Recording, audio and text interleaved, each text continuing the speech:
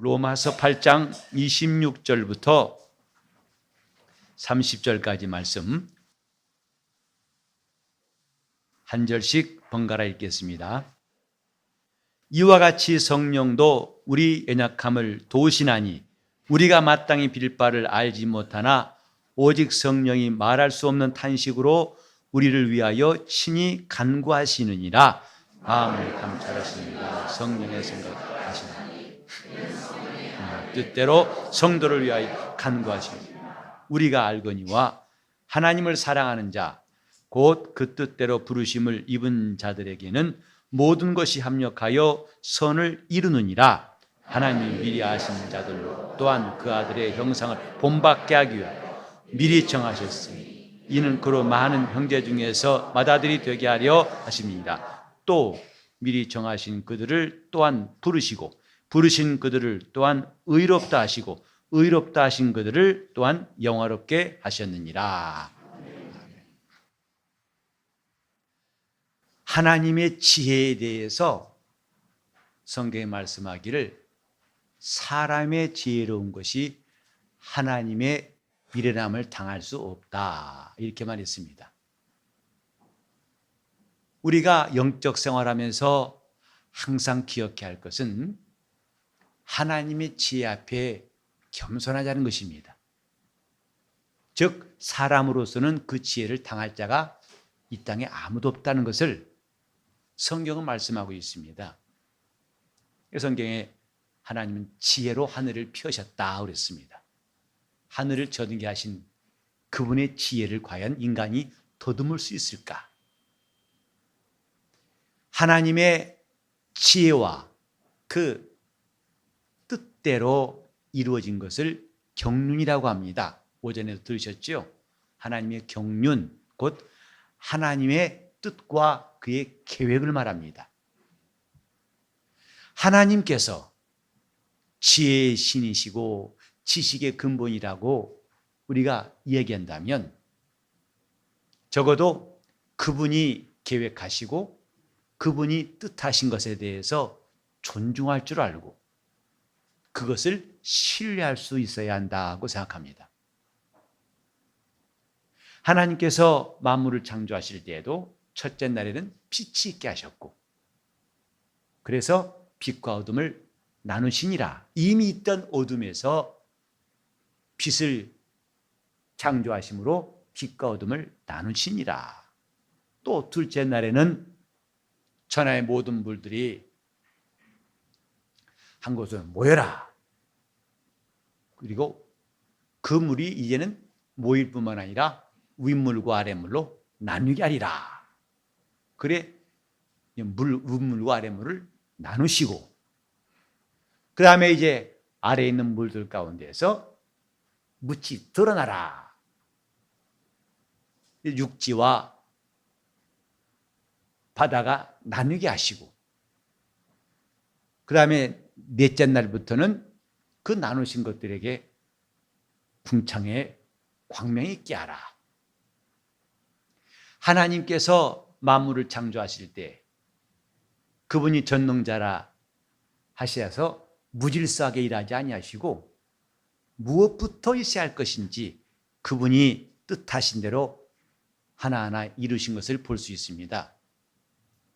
우리가 하나님을 경외한다는 것은 그분이 막연히 크신 분이라는 것도 있겠지만은 그분의 지혜 앞에서 우리는 겸손할 때에 그분이 주시는 것을 받을 수가 있습니다. 우리는 지금 하나님 앞에서 내 지혜가 매우 유한하고 내 생각이 짧고 내 길이 보이지 않고 내가 할 수 있는 일이 지극히 적다는 것을 인정할수록 그분의 역사하심이 점점 드러나게 되어 있다는 것, 이것이 우리가 성경에서 얻는 교훈이에요. 다시 말해서 내 힘을 뺄수록 하나님의 힘이 역사하신다는 것. 내 연약함, 오히려 그 연약함 속에서 하나님의 강하심이 드러난다는 것. 이스라엘 사람들이 지렁이처럼 무능하기 때문에 하나님은 자기 능력을 드러내신 거예요. 그 당시에 강하다고 했던 바벨론이나 아수르나 애굽이나 누가 봐도 강한 나라입니다. 큰 나라입니다.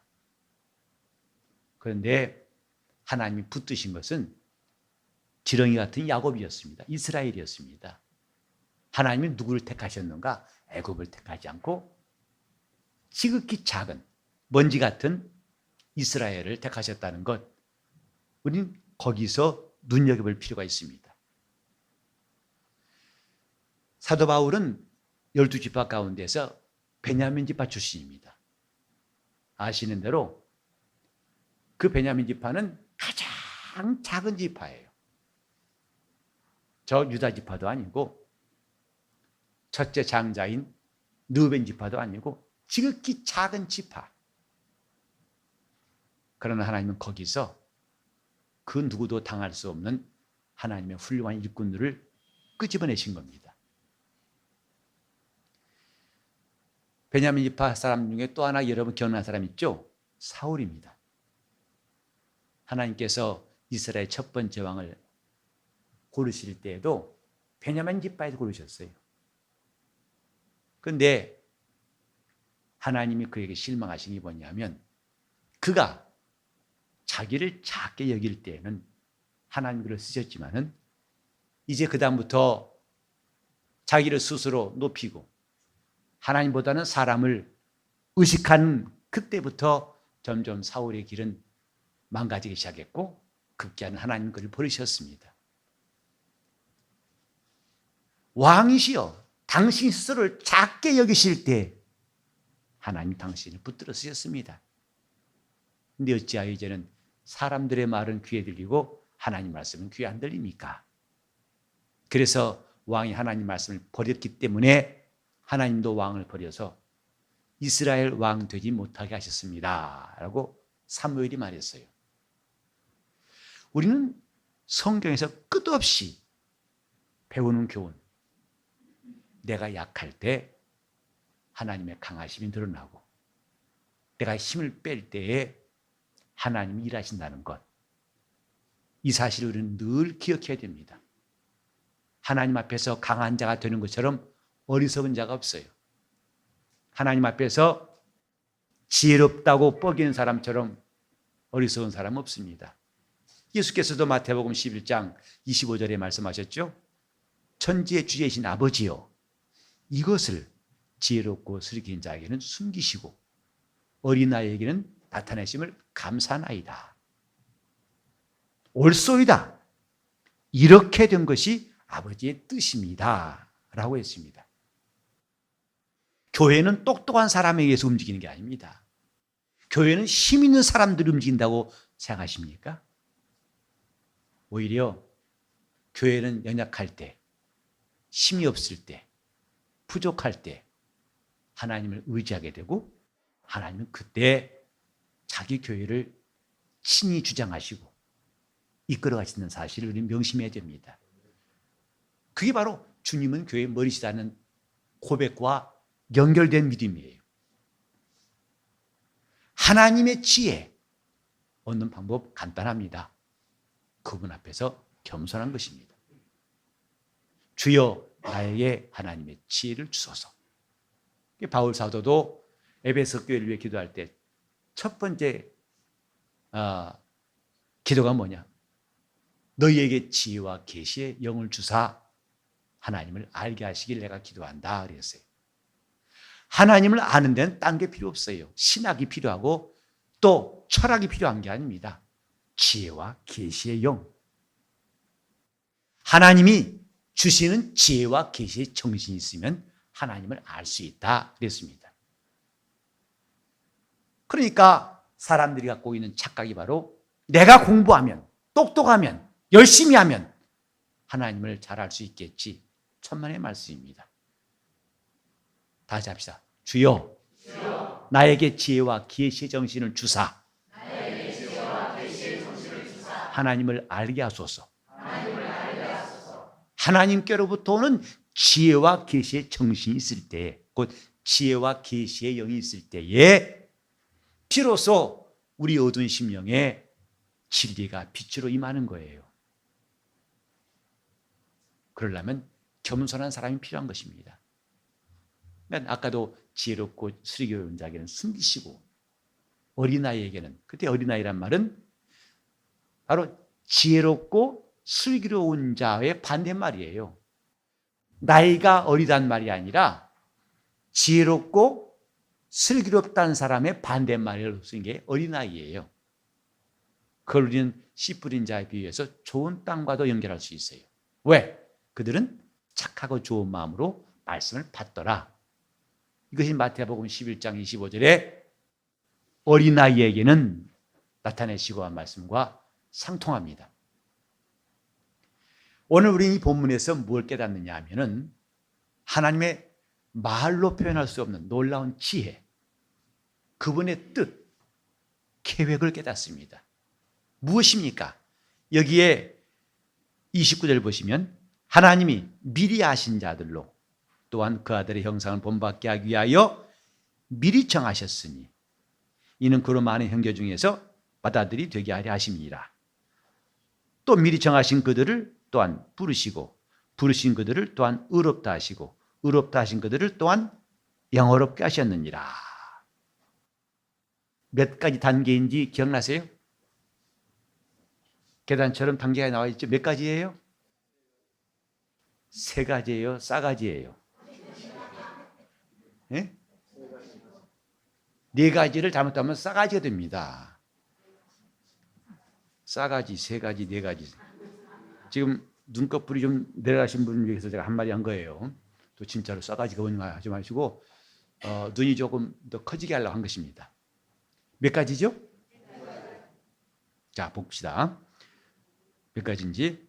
미리 아신 자들, 그 다음에 미리 정하시고, 그 다음에 부르시고, 의롭다 하시고, 그 다음에 영화롭게 하셨느니라. 싸가지예요? 싸가지 플러스 1이에요? 그러니까 성경을 볼 때 우리는 좀 눈여겨볼 필요 있어요. 이렇게 했거니? 라고 짐작하면은 빗나갈 때가 많습니다. 하나님은 미리 아신 자들, 그 다음에 그들을 미리 정하시고, 그들을 부르시고, 이제는 그들을 의롭다고 하시고, 마침내 그들을 영화롭게 하셨느니라. 사도 바울이 이렇게 말할 만큼 그가 하나님의 지혜를 얻은 것이 참 부럽지 않습니까? 하나님의 역사하심은 임기응변도 아니고 주먹구구식이 아닙니다. 그가 전능자라고 해서 이것저것 막 헝클어 놓고 되는 대로 하신 분이 아니고, 인간이 아무리 주도 면밀하다 하더라도 하나님을 따라갈 수 있겠습니까? 하나님의 지혜를 감히 넘볼 수 있겠습니까? 바울은 우리에게 임한 그분의 은혜, 그분의 뜻에 대해서 지금 5가지 설명하고 있어요. 시작이 뭐냐? 미리 아신 자들로, 그 다음에 그들을 미리 정하시고, 그 다음에 그들을 마침내 때가 되면 부르시고, 부르신 그들을 의롭다고 하시고, 마침내 그들을 영화롭게 하셨느니라. 전능자에게 무슨 절차가 필요합니까? 그가 불완전하신 분이기 때문에 이게 나눠서 하실까요? 아니요. 그분의 뜻이 그렇다 이 말이죠. 그분의 계획이 그렇다 이 말입니다. 다시 합시다. 우리 몇 가지? 5가지. 금방 막히셨죠? 3가지 어디 갔어요? 자, 시작.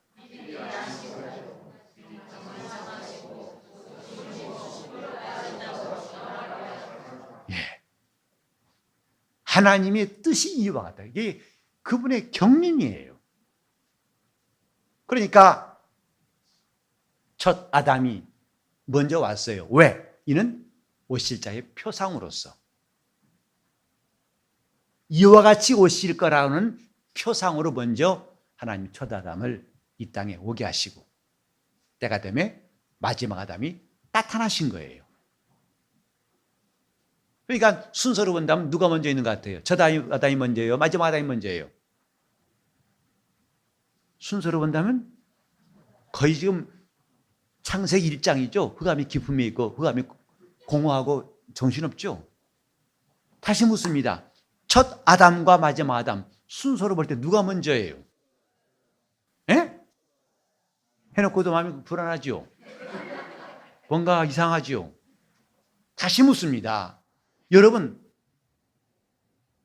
확신이 없이 어떻게 말하겠어요?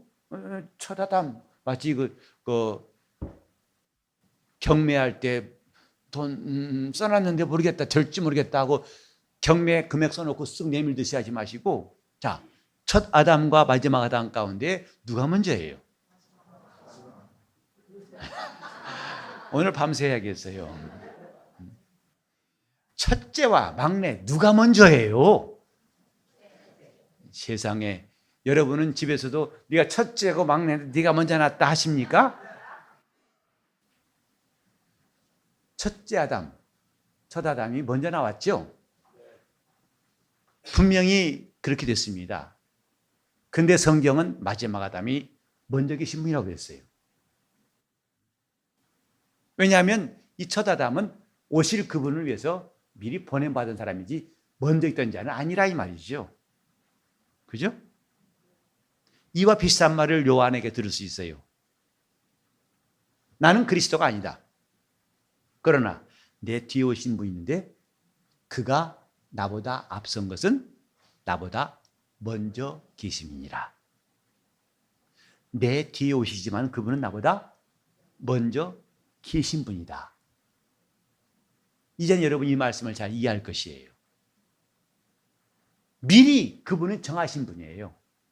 그러나 그분이 오시기 전에 하나님은 먼저 보낸 아담이 바로 에덴에 있던 첫 아담입니다.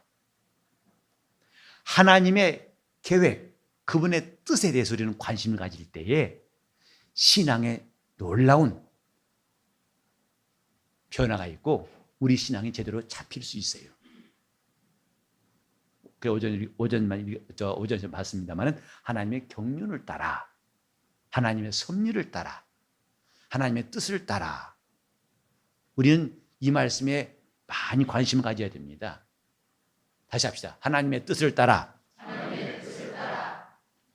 지금 그분의 계획이 뭐냐면 미리 아신 자들로 미리 그걸 정하시고 그들을 부르시고 의롭다 하시고 마침내 영화롭게 하신다. 하나님의 계획이에요. 그분의 뜻이에요. 그분의 섭리예요. 그분의 경륜이에요. 이것을 우리는 존중하고 알고 깨달아야 됩니다. 이런 사람들은 자기 속도를 주장하지 않고 하나님의 인도하심을 의지할 수 있어요. 신앙은 속도가 중요한 것이 아니고 속도도 필요하지만 먼저 그분의 뜻이 중요합니다. 그분의 계획이 중요합니다. 그분의 의지가 중요합니다. 그분의 생각이 중요합니다. 그래서 지혜를 얻으려는 사람은 항상 그분의 뜻에 귀를 기울이죠. 그분의 말씀에 귀를 기울이죠. 이것이 인간이 갖고 있는 방법과 하나님의 방법의 차이점입니다. 우린 때때로 마음이 급할 때가 있습니다. 주여 이거 빨리 해주셔야 됩니다. 아주 독촉장 벌이듯이 주님을 마구 막 재촉하는 것처럼 그렇게 주여 빨리 해달라고. 근데 그 기도가 응답이 안 되었습니다. 낙심하기도 하죠. 왜 하나님은 나에게 적당한 때 적시에가 안 주시는가? 아쉽기도 하죠. 근데 오히려 기도한 사람마다도 기도하는 사람한테는 척척척 때 맞춰서 생기고 때 맞춰 가게 되고 때 맞춰 하게 된 거 보면 때로 헷갈리죠. 그래 기도를 하지 말아야 되나? 기도할 때마다 나는 이상하게 속도가 안 붙는 것 같고 내가 필요할 때 하나님이 응답하지 않은 것 같다는 답답했는데 기도 하나 천하 태평인 아무개 집사는 보면 그냥 잘 돼요. 그래서 여러분 한 번쯤은 그런 혼동을 겪으신 적이 있는지 모르겠어요. 차라리 기도하지 말자. 왜? 더 잘 되니까 라고 생각했다가는 오산입니다. 잘못입니다. 이스라엘이 애굽에서 나와가지고 가나안 땅 갈 때 그들이 행진한 경로 보면은 지금까지 아무도 가보지 않는 길이었습니다. 오히려 지중해를 따라가는 왕의 대로, 오늘날 말하면 하이웨이입니다. 그 길로 가면 일주일이면 간다는 거예요. 근데 하나님은 40년을 걷게 했어요. 이정표도 없고 신호등도 없고 교통순경도 없는 처음 난 길을, 처음 가는 길을, 일주일이면 가는 길을 40년 동안 가게 하셨어요. 근데 그 뜻을 신명기 8장 1절과 2절에 말씀했어요. 하나님께서 왜 너희로 하여금 광야 40년의 길을 걷게 하신 줄 아느냐? 이는 너희가 하나님 말씀을 지키는지 안 지키는지, 순종하는지 하지 않는지 알려 하시며 너희 마음이 어떠한지를 알려고 하십니다. 또 사람이 떡으로만 사는 것이 아니라 하나님의 입으로 나온 모든 말씀으로 사는 줄을 너희로 알게 하려 하심이라. 즉 하나님이 알고 싶은 것도 있고 이스라엘이 알아야 할 것도 있어서 하나님은 40년의 광야를 걷게 하셨다 그랬어요.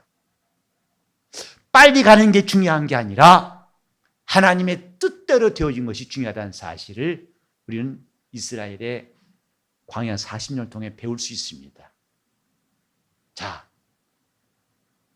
그래도 주여 나는 빨리 되기를 원하시는 분 큰 소리로 아멘 하세요. 여러분 이제 진짜 믿음의 사람들이 결심한 겁니다. 앞으로 서두르면 안 돼요. 오늘 같은 자세를 내가 두고 볼 테요. 그때 그 말 취소하고 지금 바쁘니까 주님 빨리빨리 했다가 여러분 지금 두말한 사람이니까 그러면 안 되죠. 다시 한번 기회를 드리겠습니다. 아니 다 좋은데요. 그래도 급할 때는 주님 빨리 주셔야 됩니다. 라고 여기시는 분은 큰 소리로 아멘 하세요. 제가 2번 확증했습니다. 이제 우리 교회 성도들 가운데 한 사람도 재촉한 사람이 없다는 사실을 확인했습니다. 아멘이십니까? 감사하죠. 기가 막힌 믿음이네요. 그 웃음의 뜻이 뭔지 모르겠어요. 왜 웃는지 모르겠어요. 다시 말합니다. 속도도 중요하지만은 더 중요한 것은 그분의 뜻이에요. 너희로 하여금 사람이 떡으로만 사는 것이 아니다. 곧 문화가 있고 도시가 있고 물이 있고 양식이 있고 환경이 있어야만 사는 것이 아니라 하나님의 말씀이 있으면 산다는 것을 너희로 알게 하려 하십니다. 그걸 심어주시려고 하나님은 40년 광야를 걷게 하셨다고 그랬어요. 또 내가 너희들의 마음이 어떠한지를 알고 싶어서 그랬다. 그래서 주님은 이스라엘 인도하실 때에 불기둥과 구름기둥으로 인도하시더라 했는데 그때 재밌는 말씀이 나오죠. 아무리 좋은 오아시스, 엘림의 12샘이 있고 70그루의 종려 나무가 있는 그 오아시스를 만났을 때에 그들이 모처럼 그늘에서 물 마실 때 얼마나 좋겠어요. 그러면 거기 더 머물고 싶겠어요? 빨리 가고 싶겠어요? 하루만 더, 이틀만 더, 좀만 더. 그러나 구름기둥이 움직이면 따라 움직였더라. 그리고 그때 앞에 아래 그늘 하나 없는 그 사막의 한가운데에서 빨리 그늘을 찾아 이동하고 싶겠지만은 그들은 불기둥이 머물러 있으면 그대로 머물렀더라. 그래서 이스라엘이 자기 속도를 주장하지 아니하고 하나님의 뜻을 앞세웠던 것, 그런 사람만이 살아남았습니다. 마침내 40년 후에 그렇게 하나님 자기의 속도보다도 하나님의 뜻을 앞세웠던 여호수아와 갈렙 두 사람만 마침내 가나안 땅 들어갔다고 했습니다. 우리는 신앙의 중요한 교훈을 여기서 얻는 것입니다. 내 속도보다도 하나님의 뜻이 얼마나 중요한가. 아무리 빨리 간들 경주하는 자가 그 트랙을 따라가지 않고 딴 데로 가면 실격 처리해 버리죠. 빨리는 도착했어요. 그러나 당신은 선을 넘어왔다. 무효다. 하면 열심히 달려온가 하면 소용도 없는 것 똑같이. 하나님의 뜻이 먼저다. 그분에게 있는 스케줄이 먼저다. 그래서 먼저 우리는 먹을 것, 마실 것, 입을 것도 필요하지만 먼저 그의 나라와 의를 구하라고 성경은 기록하고 있습니다. 그리하면 이 모든 것을 내게 더하시리라. 요컨대 지금 우리는 이 말씀을 두고서 뭘 봐야 할 것인가? 하나님께서 죄인들을 건지셔서 영광스러운 성도가 되게 하시기까지 그분에게는 주도 면밀한 계획이 있으시다 이 말이에요. 오늘 우리를 기르신 주님에게는 그분의 놀라운 스케줄이 있다 이 말이죠.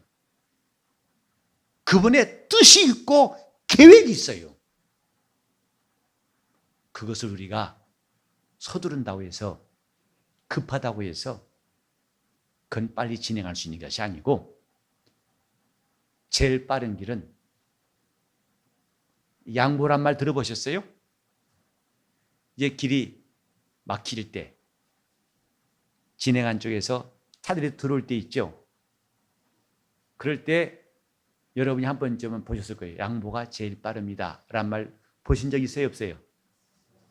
운전을 제대로 하신 분은 봤을 것이고 또 하나 알아서 하세요. 난 내 길 갈 것입니다 하신 분은 못 봤을 것이고 조금 눈 떠서 보세요. 그런 말이 있을 것입니다. 양보가 제일 빨라요. 그러니까 하고 들어가고 착착착 이게 제일 빠른데 서로 갈라다가는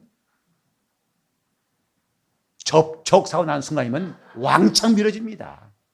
그래서 가세요. 오케이. 그 다음 내가 갈게. 그 다음 오케이. 양보가 제일 빠르다는 말 들으셨지요? 믿음은 하나님의 뜻에 양보하는 것입니다. 그게 제일 빠르다는 것을 아는 사람들이 그분 뜻에 자기 의지를 양보하는 것입니다. 그게 제일 빠른 길이다. 저는 이제 앞으로 이번 주 수요일부터 3주간 동안 이 내용을 좀 구체적으로 설명하려고 그래요. 오늘은 그걸 풀어놓기는 너무 시간이 짧아서 다만 서로만 말씀드리는 것이고 그게 뭐냐? 하나님에게는 우리를 향한 뜻이 있다. 그분의 계획이 있다. 그분의 일정이 있다 이 말이에요.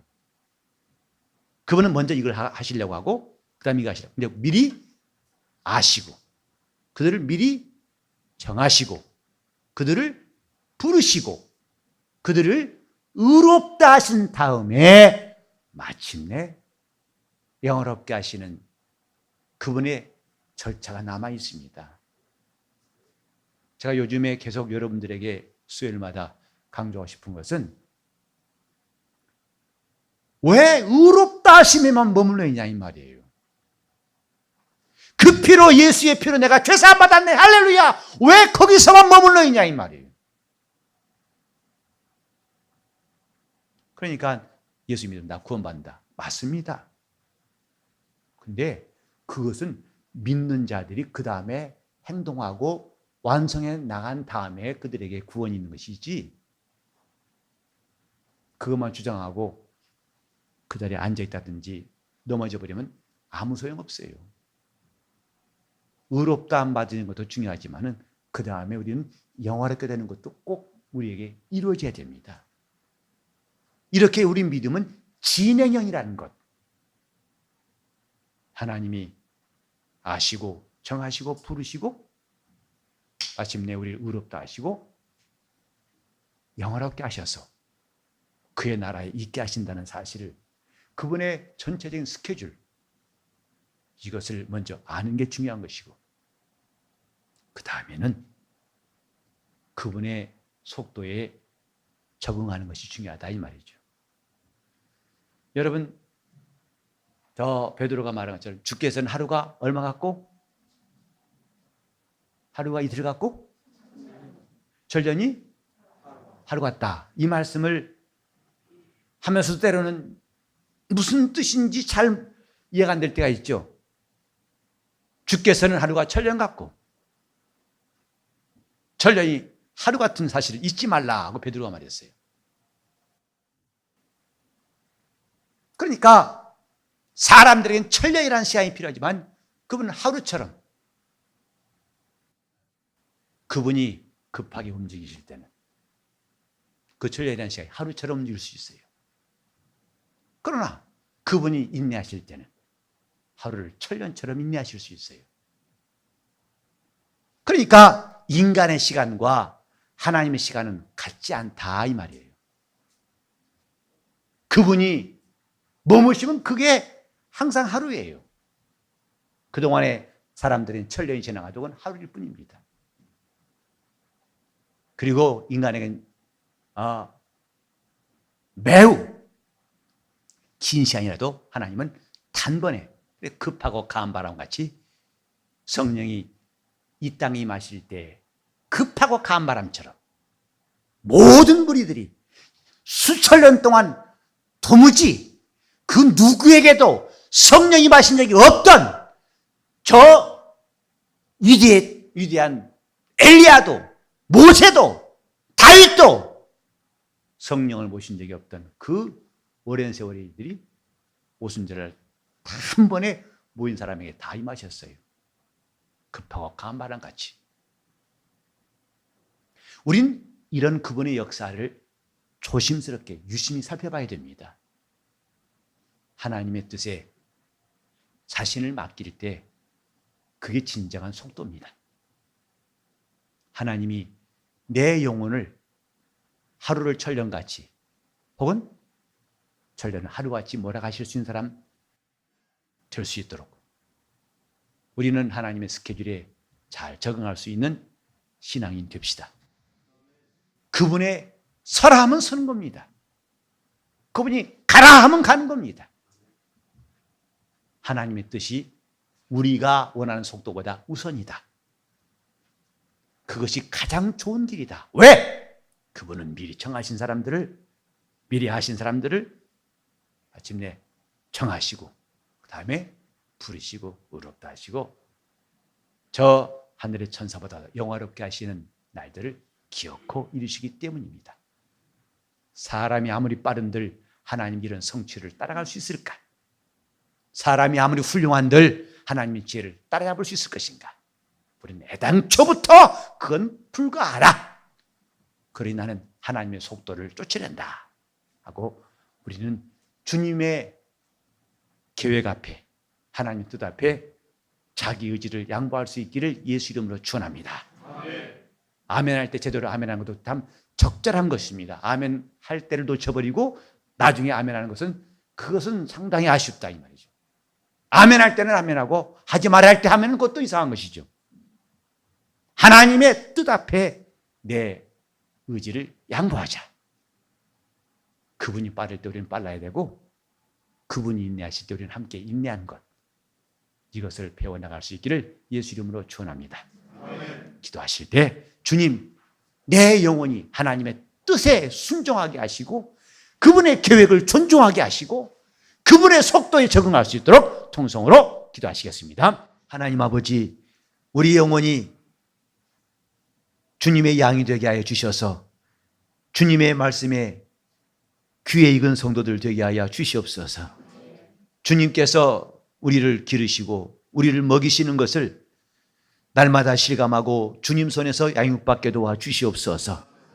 주님이 말씀이 더 이상 귀점만 울리지 않고 우리 영혼에 들어와서 그 말씀으로 우리가 다듬어지게 하시고 만들어지게 도와주시고 야생마처럼 우리의 생각과 방법대로 살아왔던 시간들이 주님 손에서 길들여지게 도와주셔서 우리 주님의 뜻과 계획을 그분의 섭리를 참으로 존중하는 신앙인 되게 하여 주시옵시고 내 속도를 주장하지 않고 주의 뜻을 앞세우게 도와주시옵시고 하나님 말씀을 순종하여 내 의지를 양보하는 참 믿음이 우리 모두에게 있게 도와주시옵소서. 그래서 주님이 기뻐하시고 또 주님 뜻대로 섬기는 아름다운 교회가 되게 하여 주시옵소서.